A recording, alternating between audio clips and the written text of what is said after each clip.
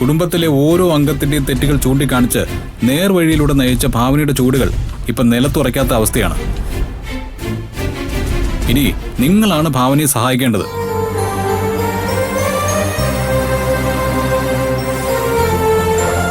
എനിക്ക് ആരുടെയും സഹായമൊന്നും വേണ്ട. ഇതിങ്ങനെയൊക്കെ ആക്കി തീർത്തത് ഞാനാണ്. മറ്റുള്ളവരുടെ പ്രതീക്ഷകൾക്കൊപ്പമല്ല ഞാൻ ജീവിക്കുന്നത്. എനിക്ക് എന്റേതായ ചില ബലഹീനതകളുണ്ട്. ചില സമയത്ത് ദൈവത്തിന്റെ തീരുമാനങ്ങൾ നമ്മൾ അനുസരിച്ചേ മതിയാവൂ. ഇതെന്റെ മോശ സമയമാണ്. ഞാൻ അതുമായിട്ട് പൊരുത്തപ്പെട്ടു കഴിഞ്ഞു.